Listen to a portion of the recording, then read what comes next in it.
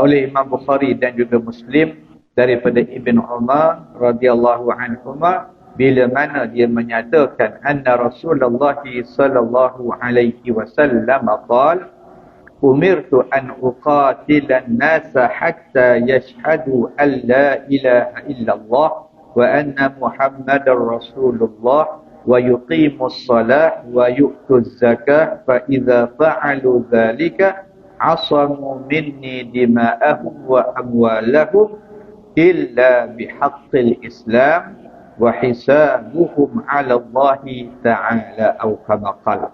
Maka hadis itu bermaksud diriwayatkan daripada Abdullah ibn Umar radhiyallahu anhuma bahawa Rasulullah sallallahu alaihi wasallam bersabda, saya diperintahkan supaya memerangi manusia sehingga mereka bersaksi bahawa tiada Tuhan melainkan Allah dan Muhammad merupakan utusan Allah, mendirikan sembahyang dan menunaikan zakat. Apabila mereka melaksanakan semua perkara yang tersebut, maka mereka telah memelihara darah dan harta mereka daripadaku, melainkan dengan hak Islam. Dan perhitungan sebenar mereka terserah kepada Allah Ta'ala. Maka itu hadis yang diriwayatkan oleh Imam Bukhari dan Muslim daripada Ibn Umar, yang sebahagian daripada persoalan yang berkaitan dengan sabda Nabi tadi telah pun kita bincang dalam beberapa perkongsian ilmu yang telah lalu sebelum daripada ni. Jadi pada malam ni kita menyambung sedikit persoalan berkaitan dengan beberapa perkara yang Nabi sabdakan dalam hadis tadi. Antaranya persoalan yang berkaitan dengan hukum memerangi orang yang meninggalkan sembahyang.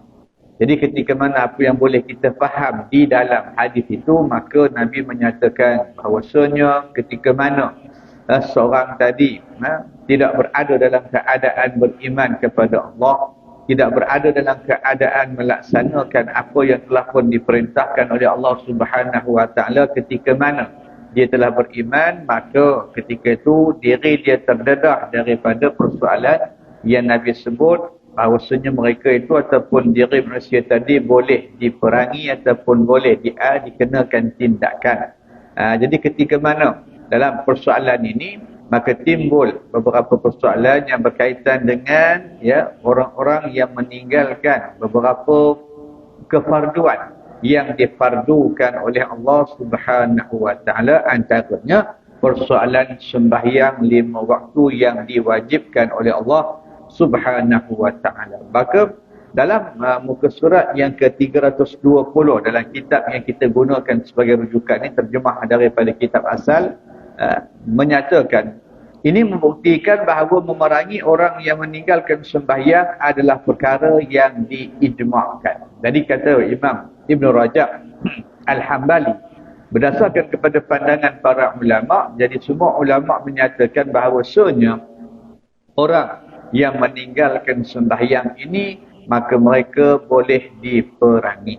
Maka ini kerana Abu Bakar radhiyallahu an telah menjadikan salat sebagai asas qiyas, sedangkan dia tidak disebut dalam hadis yang dijadikan hujah oleh Umar radhiyallahu an.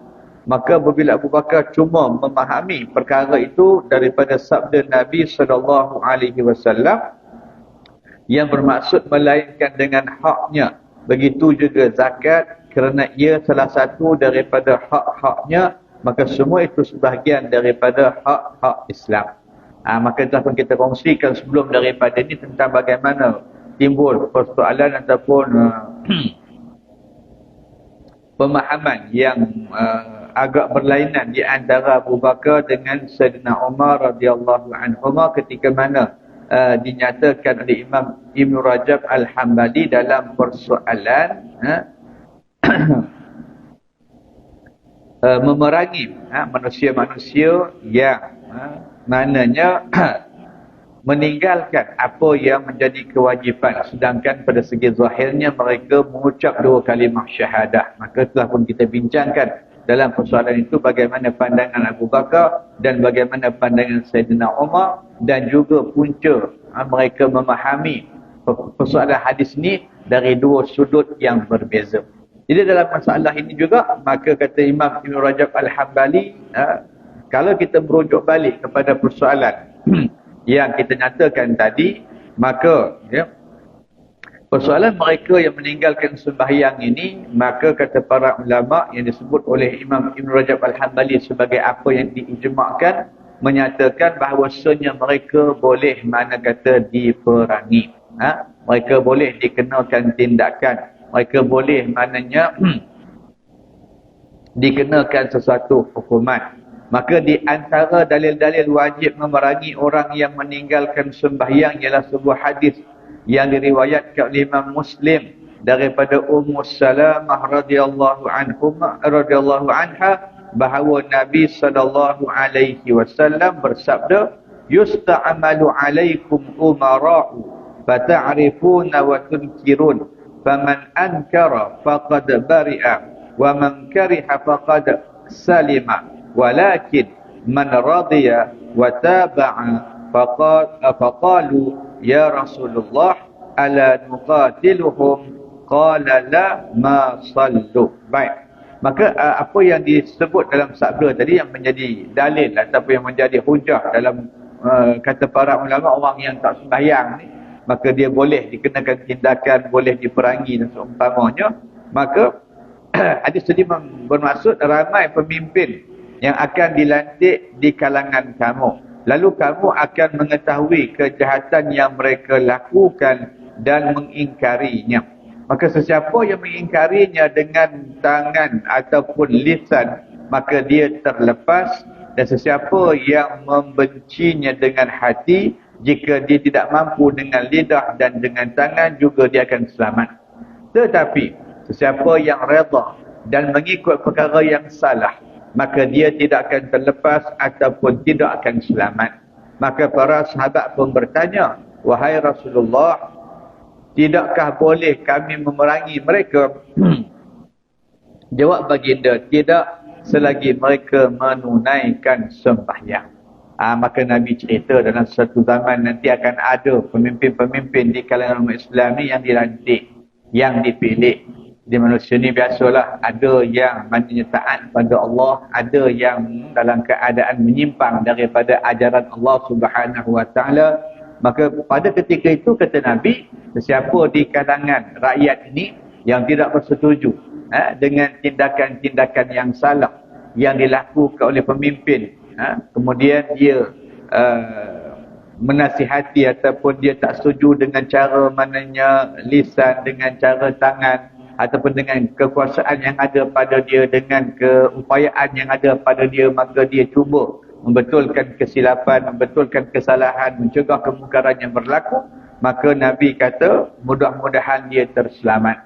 Begitu juga sesiapa yang tidak berupaya untuk mengubah sesuatu kejahatan ataupun sesuatu kemungkaran dengan tangan ataupun dengan kekuasaan ataupun dengan lisan, dengan nasihat, teguran dan sebagainya, maka dia tetap membenci kejahatan-kejahatan, kemungkaran-kemungkaran yang dilakukan oleh pemimpin tadi, maka Nabi kata mereka juga selamat. Kecuali kalau sekiranya dia tidak mengubah apa-apa, bermakna tidak menunjukkan kebencian, tidak menunjukkan ketidakredaan, tidak menunjukkan dia tak suka dengan perkara itu, sama ada dengan lisan, dengan tangan ataupun dengan hati, maka Nabi kata siapa yang redha dan mengikut perkara yang salah, maka dia tidak terlepas ataupun tidak selamat. Jadi Nabi kata orang yang macam ini, yang mengambil tindakan mendiamkan diri, maka itulah golongan yang tidak selamat. Jadi para sahabat pun bertanya, "Wahai Rasulullah, kalaulah ketika itu kami ada," waktu Nabi kata kalau jadi macam ni, kalau jadi saat itu, kalau jadi ketika itu, kalau jadi zaman itu kami ada, maka kata para sahabat, boleh tak kami memerangi mereka?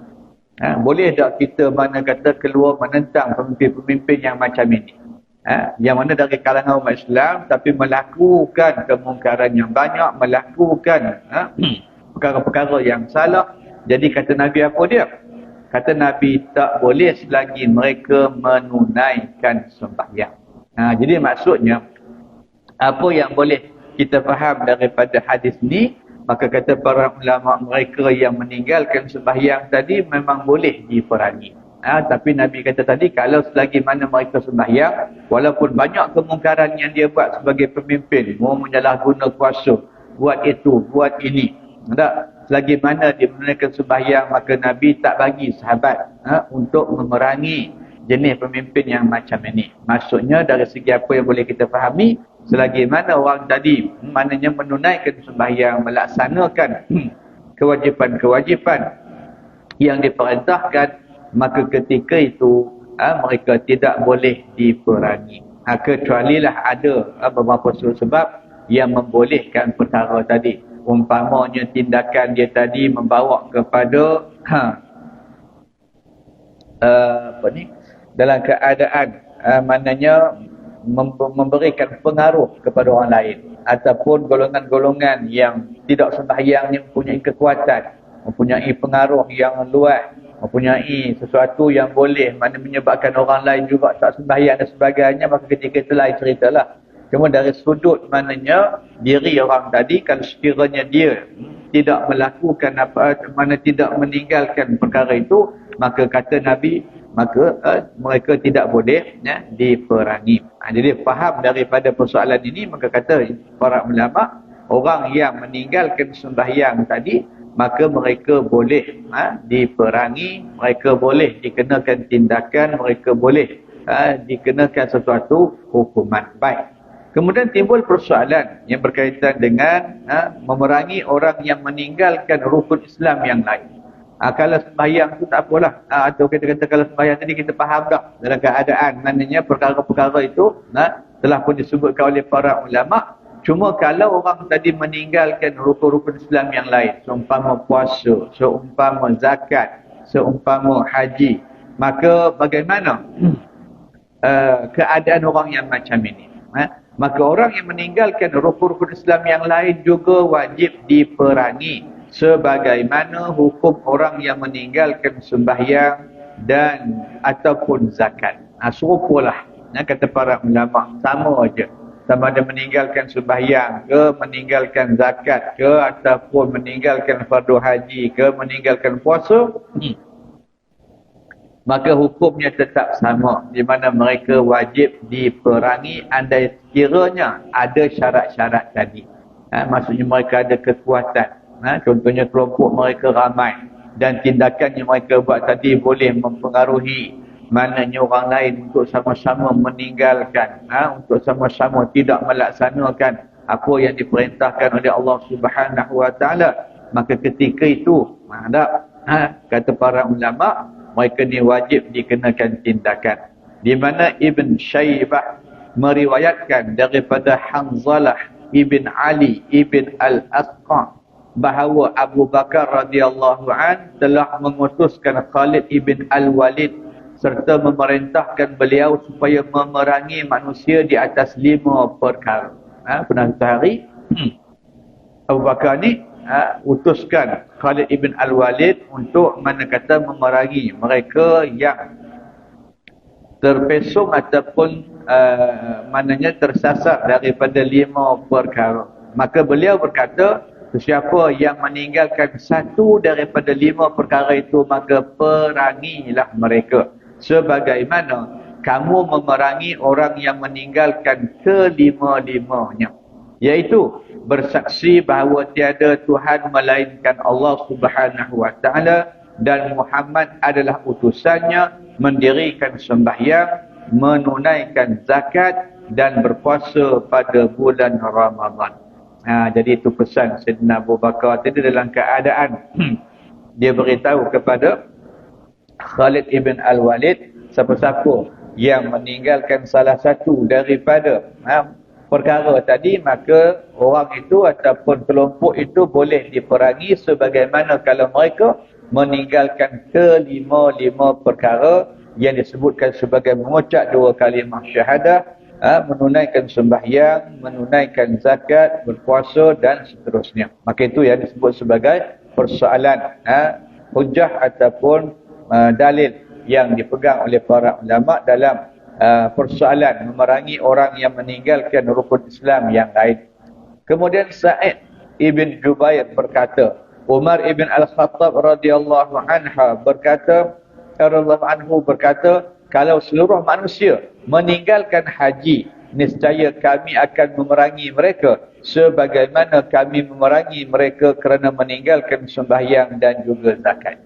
Serupa juga apa yang disebut oleh Sa'id ibn Jubair ketika mana dia menceritakan apa yang Umar kata. Umar kata kalau ada di antara kelompok manusia yang meninggalkan kefarduan haji, maka mereka juga, kata Umar, akan aku perangi sebagaimana kami memerangi mereka yang meninggalkan sembahyang dan juga zakat.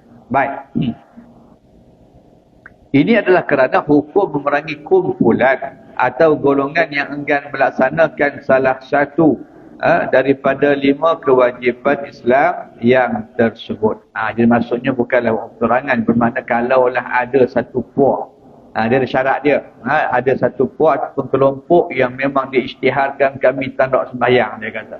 Ataupun dia isytiharkan kata sembahyang, mana kata tak wajib, puasa tak payah buat, maka mereka ada kekuatan, mereka ada pengaruh, mereka ada sesuatu yang boleh, mana kata menarik orang untuk mengikut apa yang mereka pegang. Maka kelompok itulah yang disebut dalam hadis ni tadi, maka wajib diambil tindakan. Tak boleh dibiarkan.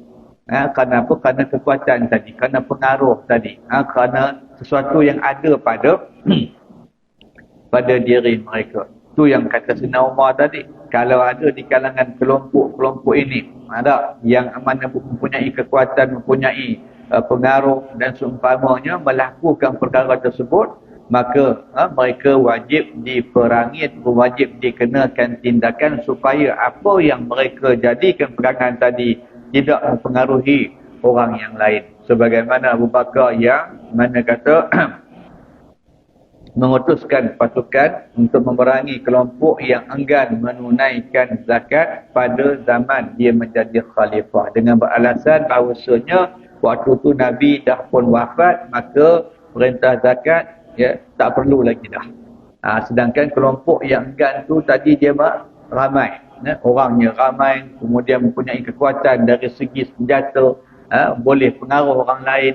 Ketika itulah Abu Bakar mengambil tindakan memerangi kelompok ini supaya fahaman dan juga pegangan mereka tadi tidak mempengaruhi orang yang lain. Maka itu yang disebut dalam persoalan yang Nabi sebut tadi. Ketika mana kalau ada unsur-unsur yang mana sesuatu pegangan tadi akan menjadi asas kepada orang lain untuk melakukan perkara yang sama, maka itulah hukum memerangi kumpulan ataupun golongan yang enggan melaksanakan salah satu daripada 5 kewajipan yang tersebut. Baik. Kemudian ditimbulkan pula oleh Imam Ibn Rajab Al-Hambali tentang hukum orang yang meninggalkan sembahyang. Baik. Maka majoriti ulama berpandangan bahawa orang yang enggan mengerjakan sembahyang hendaklah dihukum ataupun hendaklah dibunuh. Ini merupakan pendapat Imam Malik, Imam Asy-Syafi'i, Imam Ahmad, Abu Ubaid dan lain-lain lagi di kalangan para ulama. Maka kata Imam Ibn Rajab Al-Hambali, pandangan ulama-ulama ini mengatakan bahawasanya orang yang enggan mengerjakan sembahyang, maka mereka hendaklah dijatuhkan hukuman bunuh. Setelah mana disuruh sembahyang tak mahu, disuruh mana kata mendirikan sembahyang tadi mereka enggan, maka hukuman yang perlu dikenakan ataupun yang mananya mesti dikenakan adalah mereka tadi hendaklah dijatuhkan hukuman bunuh. Baik, dalilnya mana? Di antara kata ulama ini, dalilnya ialah hadis Imam Bukhari dan juga Muslim daripada Abu Sa'id Al-Khudri radhiyallahu an. Kata dia, anna Khalid bin al-Walid ista'zana an-Nabi sallallahu alaihi wasallam fi qatl rajulin فقال لا لعله أن يكون يصلي فقال خالد وكم من مصلي يقول بلسانه ما ليس في قلبه فقال رسول الله صلى الله عليه وسلم إني لم أمر أن أنقب عن قلوب الناس ولا أشق بطونهم. Baik. Hadis ini bermaksud bahawa Khalid Al-Walid telah meminta kebenaran Nabi untuk membunuh seorang lelaki. Dalam keadaan ya, Khalid ni dia tahu ada seorang lelaki ni mana dalam keadaan dia tak sembahyang. Maka ketika itu Khalid minta izin kepada Nabi untuk membunuh orang tadi. Maka kata Nabi, jangan. Mudah-mudahan ataupun harap-harap dia menunaikan sembahyang. Tak, mana tahu kadang-kadang mungkin dia sembahyang, mana tahu kalau memang dia mendirikan sembahyang mungkin kita tak nampak, mungkin kita tak perasan. Cuma ketika mana Nabi tak bagi itu, maka Khalid mengatakan lagi, alangkah ramainya orang yang sembahyang yang berkata dengan lidahnya apa yang tiada dalam hatinya. Jadi kata Khalid, mungkinlah mana kata itu menjadi alasan dia. Dia kata dia sembahyang, hakikatnya dia tak sembahyang. Dia kata dia tunaikan mana kata solat, tapi dia tak sembahyang. Maka itu jawab Khalid, ataupun Khalid bertanya lagi lah tentang apa yang Nabi sebut tadi, berkaitan dengan suasana ataupun keadaan-keadaan yang mungkin berlaku tentang seorang yang mendakwa kata dia sembahyang, dia mengaku dia sembahyang sedangkan tak. Maka jawab Nabi, sungguhnya aku tidak diperintahkan supaya memeriksa hati manusia atau membelah perut mereka.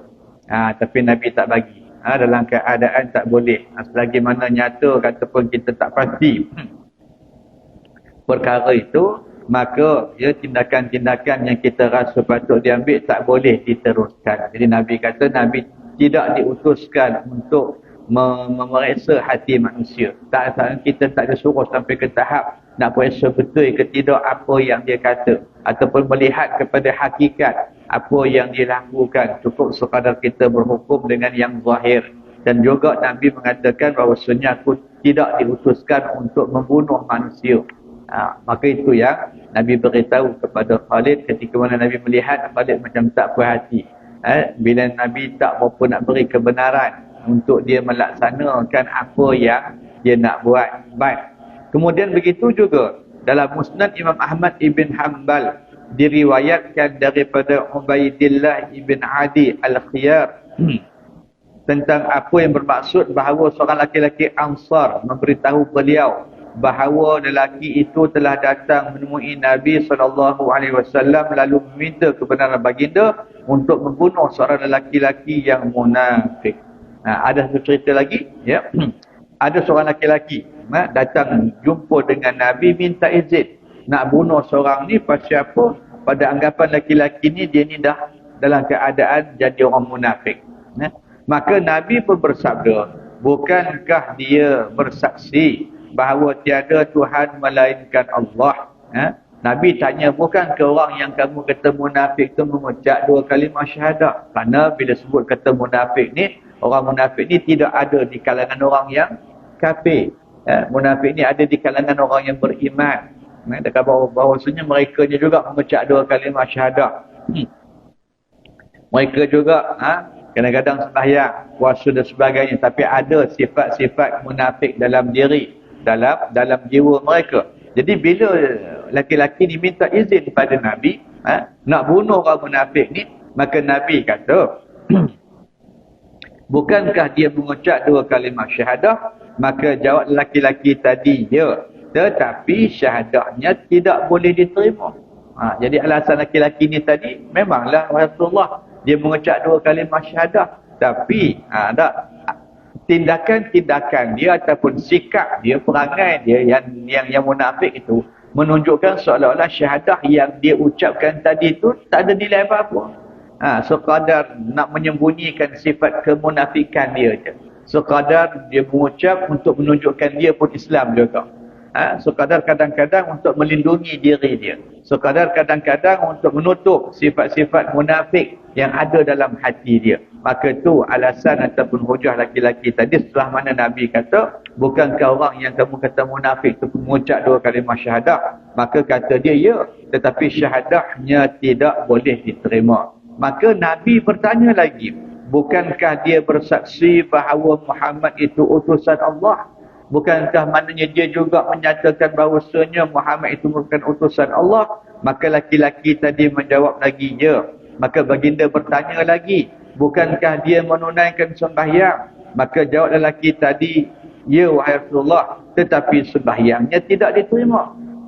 Mungkin mana kata sembahyang dia tadi dalam keadaan tadi dah. Nak tunjuk kata dia pun Islam juga. Nak tunjuk kata dia pun beriman sembahyang. Tapi mungkin sembahyang dia tak diterima. Ataupun sembahyang dia tadi sekadar tempelan aja. Maka kata laki-laki tadi, tapi sembahyangnya tak diterima. Maka Nabi seterusnya bersabda, mereka itulah orang-orang yang Allah melarangku daripada membunuh mereka. Jadi Nabi kata tak boleh. Lagi mana kita tak pasti, selagi mana kita tak yakin, ya, tak boleh dikenakan tindakan-tindakan yang kita rasa kita nak buat. Dalam keadaan itu yang disebut sebagai persoalan, maknanya persoalan mana kata hukum orang yang meninggalkan sembahyang, kecuali kalau maknanya sah, kalau sekiranya nampak, kalau sekiranya memang yakin dia melakukan perbuatan-perbuatan yang menunjukkan dia layak untuk menerima hukuman yang tersebut, maka barulah boleh hukuman itu dilaksanakan. Baik. Begitu juga membunuh individu yang enggan membayar zakat. Kalau timbul pula persoalan ada di antara kalangan individu ataupun orang perseorangan yang dia tak ada bayar zakat, memang dia wajib dia tak ada, harta dia banyak, kemewahan dia ada, cuma dia tak ada bayar zakat, jadi sikap dia macam tu, boleh tidak dikenakan tindakan bunuh ataupun maknanya tindakan yang agak berat.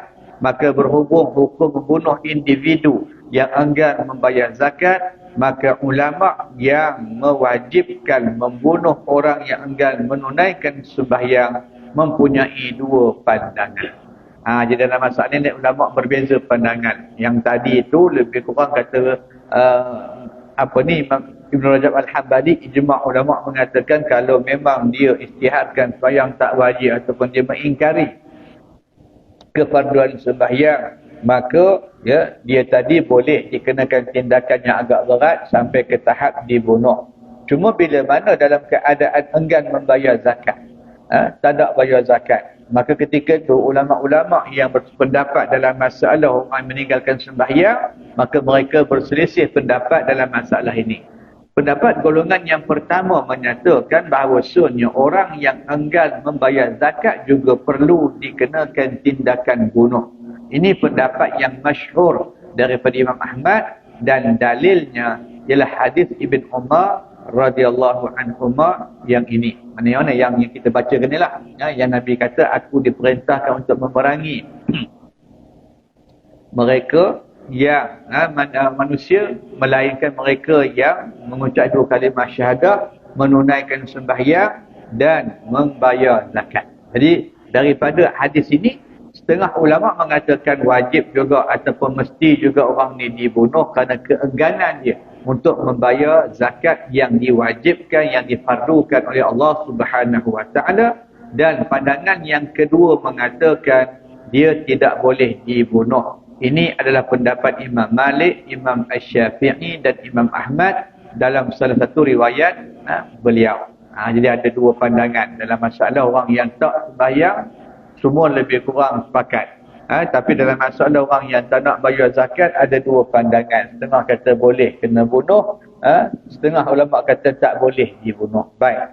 Begitu juga dalam masalah membunuh orang yang meninggalkan puasa. Maka berhubung dengan masalah puasa pula, Imam Malik dan Ahmad dalam satu riwayat daripada beliau berpandangan bahawa orang yang meninggalkannya juga hendaklah dibunuh. Begitu juga pandangan kalau orang tanya masalah orang yang meninggalkan puasa, dia tak nak puasa, kemudian dia pula menafikan kefarduan puasa tadi macam mana. Maka dalam masalah ini, pada pandangan Imam Malik dan Imam Ahmad dalam satu riwayat ataupun dalam satu pandangan beliau menyatakan bahawasanya orang yang meninggalkannya hendaklah dibunuh. Manakala pandangan Imam Asy-Syafi'i dan satu lagi riwayat daripada Imam Ahmad pula berpandangan bahawa maksudnya mereka tidak boleh dibunuh hanya kerana meninggalkan puasa. Jadi Imam Syafi'i mengatakan tak boleh. Orang yang tinggal puasa ni hukum dia tak sampai di tahap itu. Dia tak sampai ke tahap mereka ni boleh dibunuh. Baik, dalilnya mana? Dalilnya ialah hadis Ibn Umar radhiyallahu anhuma dan hadis-hadis yang lain yang sama makna dengannya, kerana dalam hadis-hadis itu tidak disebutkan tentang puasa. Contoh macam yang kita baca ni lah. Cuma dinyatakan sembahyang dengan zakat. Haji tak ada, puasa tak sebut. Jadi ketika itu faham ulama dalam masalah kalau dua benda tu yang mereka tak buat, maka tindakan boleh dikenakan.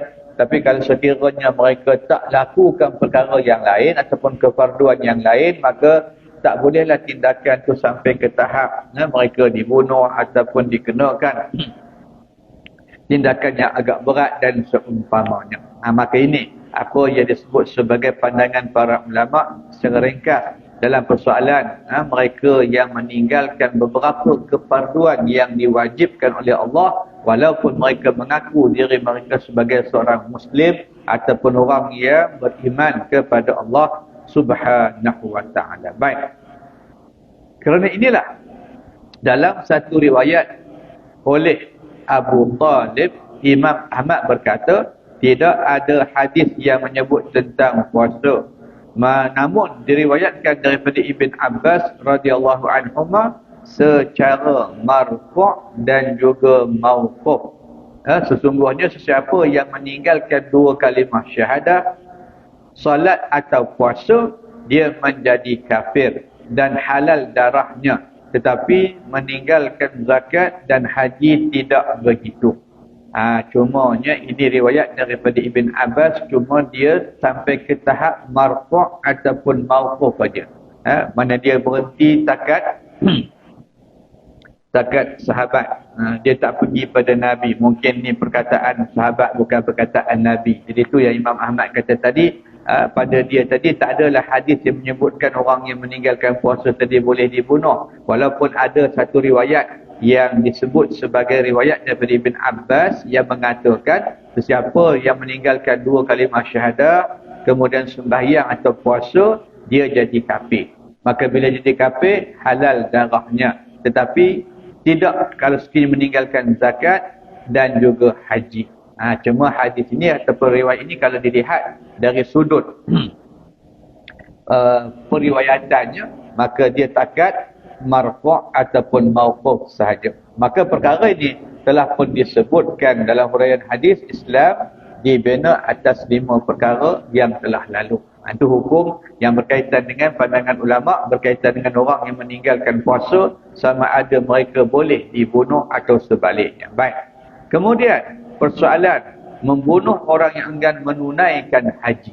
Baik, katalah ada seorang tu dia mengucap 2 kalimah syahadah, tapi dia tak ada mengerjakan haji, setelah mana dia dari segi hukumnya wajib untuk mengerjakan kefarduan ini.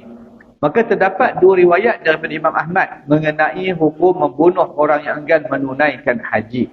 Sebahagian ulama mazhab Ahmad mengkhususkan riwayat hukum bunuh itu dengan orang yang melewat-lewatkan haji sambil berazam untuk tidak melakukannya sama sekali, atau melewat-lewatkannya sedangkan sangkaannya kuat bahawa dia akan meninggal pada tahun yang tersebut. Jadi ini di antara riwayat yang disebut sebagai riwayat yang dipegang oleh sebahagian ulama mazhab Hambali. Bahawasanya persoalan hukum bunuh tu hanya pada beberapa kategori saja. Pertamanya, orang yang sengaja melewat-lewatkan haji.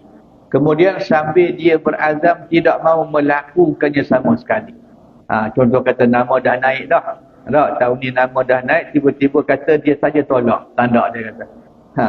Tanda pergi, nanti pergi lain kali ada kata.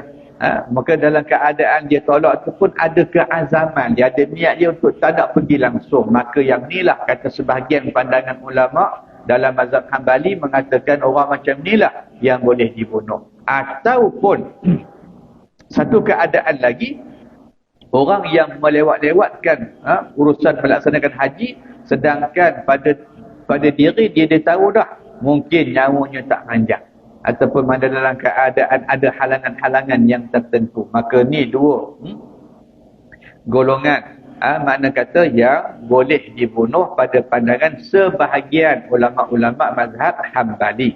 Tetapi jika seseorang melewat-lewatkan haji kerana berpegang bahawa haji boleh ditangguhkan, maknanya bukanlah wajib disegerakan seperti pandangan ramai ulama, maka dia tidak boleh dikenakan tindakan bunuh. Jadi dalam masalah mana kata orang yang tanda maknanya mengerjakan ibadah haji ni, maka sebagian ulama dalam mazhab Hambali menyatakan tengok keadaan keengganan dia sifatnya apa. Kalau saja dia tak ada pergi ataupun saja lewat-lewat ataupun memang dia mencari helak, mencari alasan untuk tidak melaksanakan ibadah haji, maka yang tu boleh kena hukuman bunuh. Tetapi kalau dia melewat-lewatkan dalam anggapan bahawasanya haji ni bukanlah satu amalan yang perlu disegerakan, maksudnya boleh tangguh-tangguh, tak ada masalah. Tak, menurut mana pandangan para ulama maka ketika tu alasan dia tak pergi tadi ataupun keengganan dia melaksanakan ibadah haji tadi tidak boleh menjadi sebab membawa kepada dia boleh dikenakan tindakan ataupun hukuman bunuh. Ini di antara pandangan-pandangan yang dikongsikan oleh Imam Ibn Rajab Al-Hambali dalam menceritakan tentang persoalan hadis yang Nabi sebut, yang kita bacakan tadi. InsyaAllah nanti kita akan sambung sebahagian lagi daripada persoalan yang disebut sebagai illa bihaqqiha. Nabi kata melainkan dengan haknya. Ataupun satu lagi riwayat Nabi kata illa bihaqqil Islam, melainkan dengan hak Islam. Bermakna selagi mana orang tadi mana kita mengucap harta dia selamat, diri dia selamat, melainkan dengan hak Islam. Jadi apakah yang Nabi maksudkan dengan hak Islam tu, nanti akan kita bincangkan insya-Allah. Mudah-mudahan Allah Subhanahu Wa Taala memberikan kesempatan untuk kita memahami ataupun untuk kita melihat kepada penjelasan dan juga apa yang diterangkan oleh para ulama dalam kita memahami maksud hadis yang ke-8 yang menceritakan tentang beberapa persoalan yang berkaitan dengan apa yang Nabi sabdakan dalam keadaan bahawasanya seseorang itu ketika mana dia beriman dan melaksanakan tuntutan-tuntutan yang diwajibkan oleh Allah Subhanahu Wa Taala, maka perkara tadi menjadi sebab untuk dia maknanya memelihara diri daripada dikenakan sebarang bentuk tindakan dan seumpamanya. Jadi mudah-mudahan Allah Subhanahu Wa Taala memberikan kesempatan untuk kita menyambung persoalan ini di kesempatan yang akan datang insya-Allah, dan untuk itu sama-sama kita tangguh dengan tasbih kafarah dan suratul Asr. Subhanakallahumma wa bihamdika asyhadu an la ilaha illa anta astaghfiruka wa atubu ilaik. Bismillahirrahmanirrahim. Wal 'asri innal insana lafi khusr illa alladhina amanu wa 'amilus solihati wa tawasaw bil haqqi wa tawasaw bis sabr. A'udzu billahi minasy syaithanir rajim. Bismillahirrahmanirrahim. Alhamdulillahi rabbil alamin hamdan hamidin hamdan syakirin hamdan yuwafi ni'amahu wa yukafi'u mazidah. Ya rabbana lakal hamdu kama yanbaghi li jalali wajhika wa 'azimi sultanik. Allahumma salli wa sallim ala Muhammad wa ala ali Muhammad. Allahumma ja'alna minal ladzina yastami'una al-qawl fayattabi'una ahsana. Wa sallillahumma ala sayyidina Muhammad wa ala azwajihi wa dhurriyyatihi ajma'in. Subhana rabbika rabbil izzati amma yasifun, wassalamun alal mursalin walhamdulillahi rabbil alamin. Assalamualaikum warahmatullahi ta'ala wabarakatuh.